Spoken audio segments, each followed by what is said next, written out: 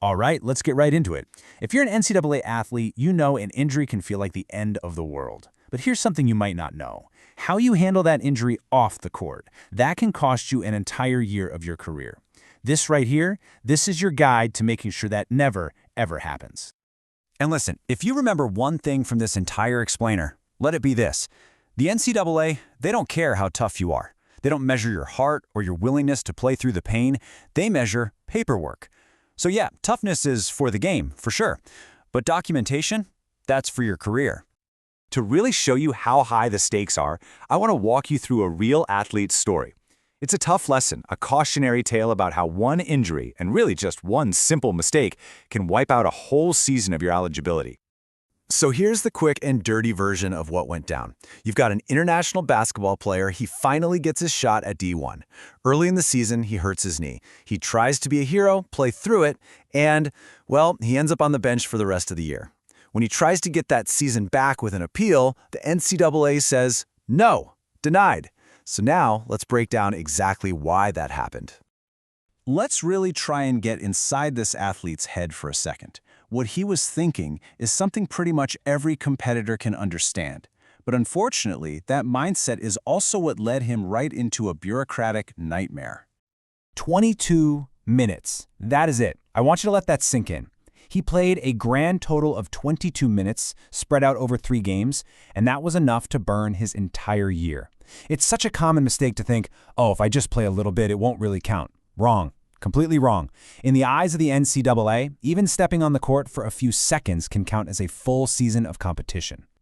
And you can totally see why he played, right? He was chasing his dream. He was an international player at his dream school, and he was terrified of losing his spot on the team.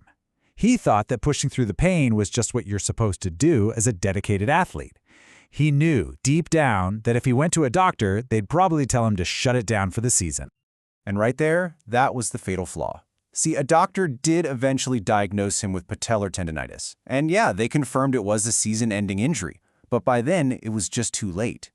Because no official medical records were filed during the season, when it actually mattered, his appeal was dead on arrival. So this all brings us to the real heart of the issue, what I call the paperwork rule. And you have to understand it's not about what feels fair or what an athlete thinks makes sense. It's about following a very, very strict, evidence-based procedure. So the big question is, why? Why did the NCAA just say no? It wasn't because they didn't believe he was hurt. Of course not. It's because from their point of view, there was no proof, or at least not the right kind of proof submitted at the right time. This slide really breaks it down perfectly. It's like the athlete and the NCAA are speaking two completely different languages. We athletes, we value pushing through pain, heart, and effort. The NCAA, they value medical records, dates, and timing. They operate on objective, verifiable proof. Your honesty, your coach's support, it all means nothing without the documents to back it all up. So when the NCAA looked at his case, this is what they saw. Or, more accurately, what they didn't see. There was no documented doctor visit during the season. Check. No official diagnosis submitted to the compliance office. Check. And because of that, no medical waiver was filed on time. It's a domino effect, and it all started because he didn't get that initial doctor's visit on the record. So here it is, the golden rule. The one thing you have to burn into your brain. If it is not written down, dated, and filed by a medical professional, then as far as your eligibility is concerned, it might as well have never even happened. Okay, so that was the problem. It's scary. I get it. But now let's talk about the solution. How do you protect yourself? This is where we shift gears. Because the hard truth is, you absolutely have to take the lead. And look, it's so easy to assume your school, or your coach, or your athletic trainer is on top of this. And while they're there to help, you cannot just rely on them. Think about it. A university's compliance office is juggling hundreds, sometimes thousands, of athletes across tons of different sports. They might not automatically flag your situation.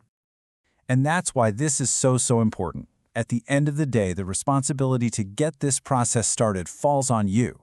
You're the one who knows how your body feels, and you have to be the one to speak up and get the ball rolling on the documentation. So I'm going to give you the exact words to use. Think of it as a script. I want you to memorize this sentence. The next time you have a serious injury, you walk into your athletic trainer's office or the compliance office and you ask this directly.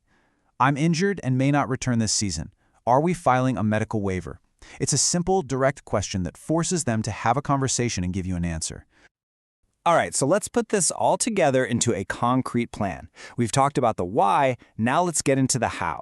Here are the exact steps you need to take the second you think an injury could be serious. But first, what's the actual goal here? We're trying to qualify for something called a medical red shirt.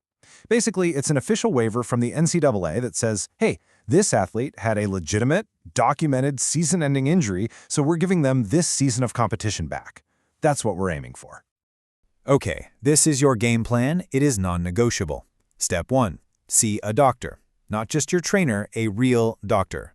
Step 2, get an official written diagnosis. Step 3, and this is crucial, ask the doctor to put in writing if the injury is season-ending. Step 4, you take that info and you meet with your compliance office that same week. Do not wait. Step 5, a few days later, you follow up to confirm the paperwork was submitted. And finally, step 6, you get copies of everything and save them for yourself. Don't trust anyone else to hold on to the only copies. Think of this as your eligibility emergency kit. Seriously, take a screenshot of this. Put it in the notes on your phone. Every single one of these boxes is a step that you personally need to check off to make sure you're protected. Now, I know this can feel totally overwhelming, especially when you're already dealing with the stress of, being injured. But the good news is you don't always have to go it alone. There are professionals out there whose entire job is to navigate this complicated mess. If you're really feeling lost, especially if you're an international student or transfer, agencies like Foothill Athlete Management or agents like Coach Kim specialize in this stuff. They can be a huge help. So I'll leave you with this final thought. An injury? That's temporary. With time, with rehab, your body can recover. But a lost year of eligibility? That can be permanent. The choice to protect it, that's on you. And it doesn't start with toughness, it starts with paperwork.